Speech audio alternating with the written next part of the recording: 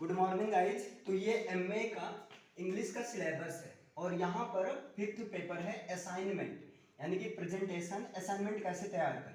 तो जैसे first paper का सिलेबस है, इसमें जो है पहले राइटर है फ्रांसिस बैकन, और फ्रांसिस बैकन एसेइस्ट हैं और इनकी 3 एसे है, of revenge, of great place और ऑफ एम्बिशन।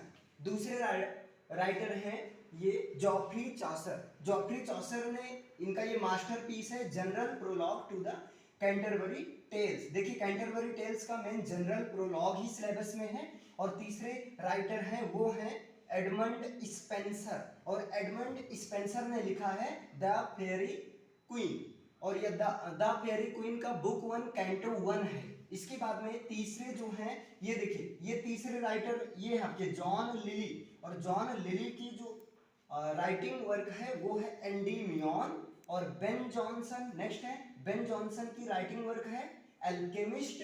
और नेक्स्ट है थॉमस किड।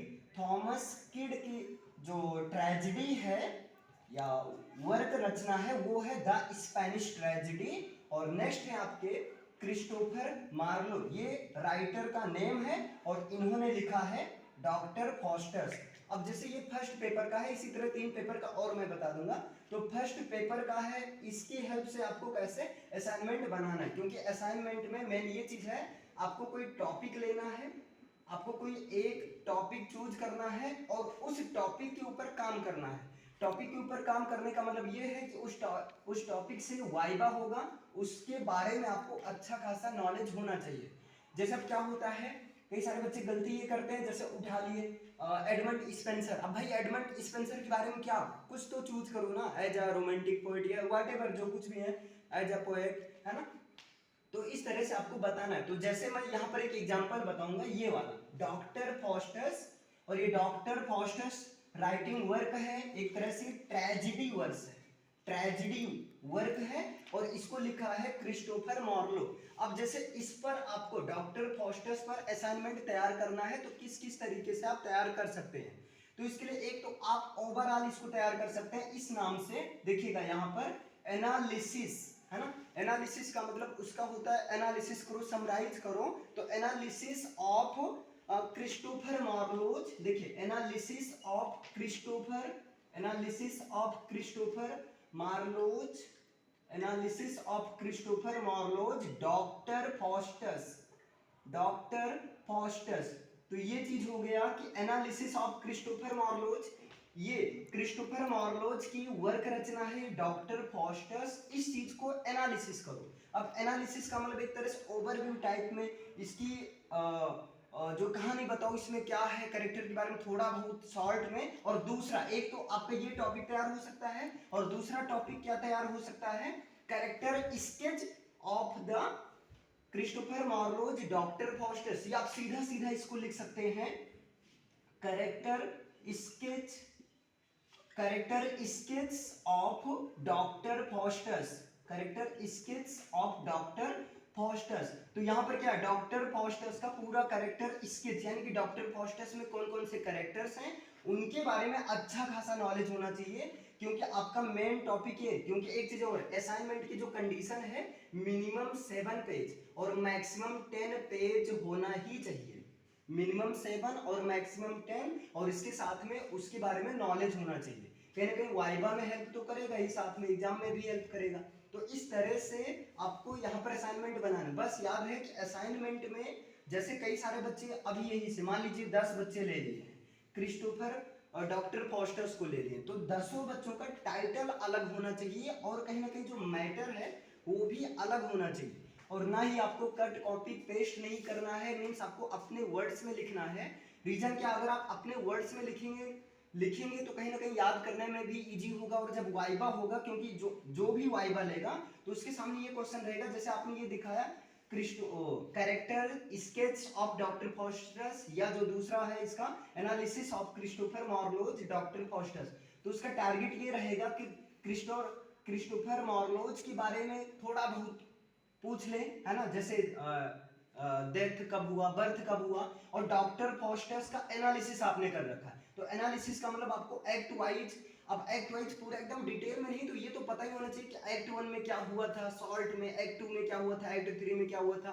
बाकी तो थोड़ा बहुत जब आप ये एनालिसिस करेंगे तो कैरेक्टर के बारे में वैसे। अब यहाँ पर क्या, इन दोनों टॉपिक में डिफरेंस क्या है, यहाँ पर क्या है, अगर आप ये टॉपिक लेते हैं तो यहाँ पर एग्जामिनर का मेन फोकस रहेगा कि इसको पूरा ओवरऑल कैरेक्टर्स के बारे में अच्छा खासा नॉलेज होगा, मेजर माइनर व्हाटएवर जितने भी कैरेक्टर हैं सारे कैरेक्टर के बारे में। और जब कैरेक्टर के बारे में नॉलेज रहेगा तो कहीं ना कहीं स्वाभाविक क्वेश्चन बनता है कि थोड़ा बहुत उसकी समरी तो वैसे भी पता चल जाता है, क्योंकि ये कैरेक्टर क्या कैसे किए थे। अब यहाँ पर मेन ये होता है कि स्टार्टिंग में कौन सा कैरेक्टर आया, और एक यहाँ जैसे दो टर्म आता है, एंटागोनिस्ट एक प्रोटैगोनिस्ट। तो एंटागोनिस्ट मीन्स एक तरह से विलन टाइप होता है, प्रोटैगोनिस्ट।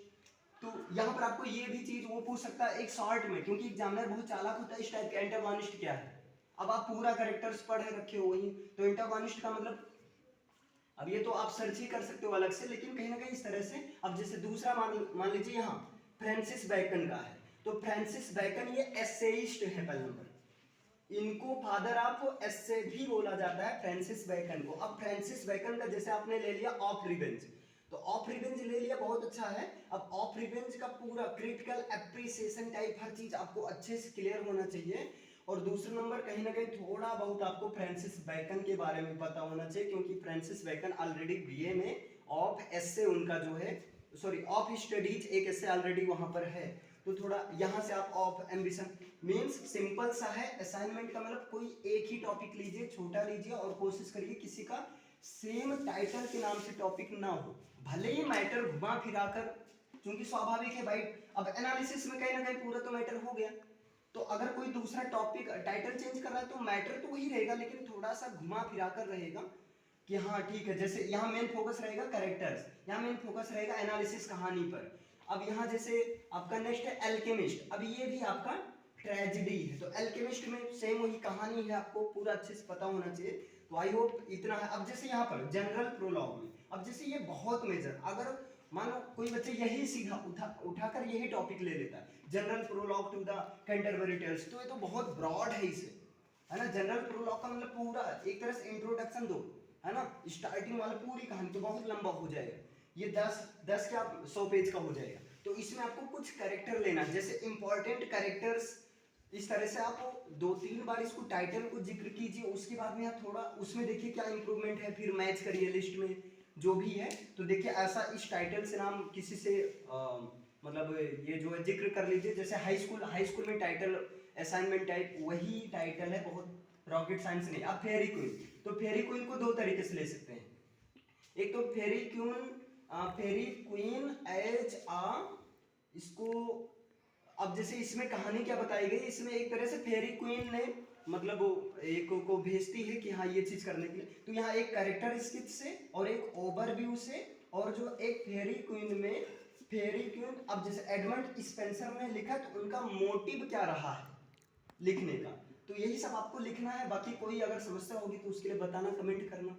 तो फर्स्ट पेपर का जैसे अगर आप फर्स्ट पेपर से बनाना चाहते हैं असाइनमेंट तो ये करिए, बाकी सेकंड पेपर वाला फिर नेक्स्ट वीडियो में आते हैं, थर्ड पेपर में फिर आते हैं, फोर्थ में फिर बताया जाएगा। कमेंट करिएगा इसके लिए अगर नीड होगी तो।